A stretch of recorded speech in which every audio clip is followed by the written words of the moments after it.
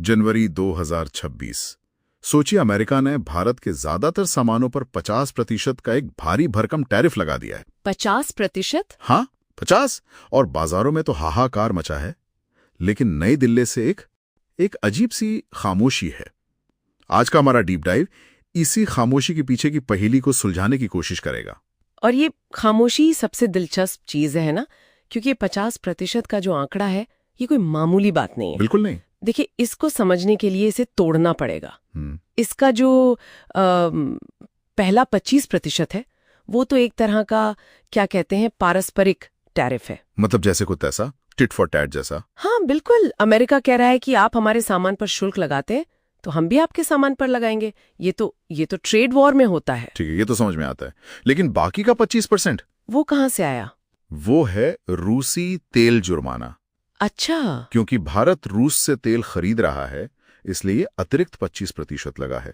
और यही चीज भारत को एक बहुत ही अनोखी मुश्किल में डाल देती है। अनोखी मुश्किल कैसे? क्योंकि हमारे जो प्रतिस्पर्धी देश हैं जैसे वियतनाम, उन पर सिर्फ 15% का टैरिफ है।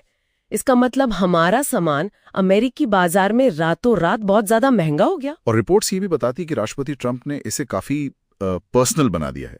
उनकी एक टिप्पणी है कि प्रधानमंत्री मोदी जानते थे कि मैं खुश नहीं था। हाँ। और ये जो तेल खरीद में कटौती हुई वो उन्हें खुश करने का एक तरीका था। मतलब विदेश नीति में खुश करने जैसे शब्द, ये तो सुनने में ही बहुत अजीब है। बिल्कुल। और यहीं पर इसी बात में भारत की जो रणनीति है उसका असली सार छिपा है। रिपोर्ट्स इसे एक बहुत ही दिलचस्प नाम दे रही हैं, असम्मित डीएस्केलेशन। असम्मित डीएस्केलेशन, ये सुनने में थोड़ा भारी शब्द लग रहा है। आसान भाषा में इसका क्या मतलब हुआ? इसका मतलब है कि आप सामने वाले की आक्रामकता का जवाब उसी तरह की आक्रामकता से नहीं दे रहे। एक तरफ से जोरदार हमला हो रहा है और दूसरी तरफ से गहरी खामोशी है। तो एक तरह का कूटनीतिक जूडो। सही कहा। सरकार ये सोच रही है कि अगर हम सार्वजनिक तौर पर भिड़ेंगे तो ट्रंप शायद और भी कड़े कदम उठा सकते हैं, जैसा हमने वेनेजुएला के मामले में देखा। तो वो इस मामले को सार्वजनिक बहसों से दूर रखना चाहते हैं। तो मतलब छुप रहकर पर्दे के पीछे एक बड़ी डील करने का दांव खेला जा रहा है। एक ऐसा द्विपक्षीय व्यापार समझौता जो इन सभी टैरिफ्स को ही खत्म कर दे। बिल्कुल। पर ये तो बहुत बड़ा जुआ है। इस कूटनीतिक शतरंज के खेल की असली कीमत कौन चुका रहा है फिर? कीमत तो जमीनी स्तर पर चुकाई जा रही है और वो बहुत भारी है। आप सोचिए, भारत के कपड़ा, चमड़ा और रत्न उद्योग ये लाखों लोगों को रोजगार देते हैं। हाँ, ये तो हमारी एक्सपोर्ट इकोनॉमी की रीढ़ है। बिल्कुल। और आज उनकी हालत ये है कि अमेरिकी खरीदारों को बनाए रखने के लिए वो भारी छूट दे रहे हैं। लेकिन ये कब तक चलेगा? स्प्रिंग समर 2026 के जो ऑर्डर हैं वो रद्द हो रहे हैं। और वो ऑर्डर कहाँ जा रहे हैं? वियतनाम और बांग्लादेश।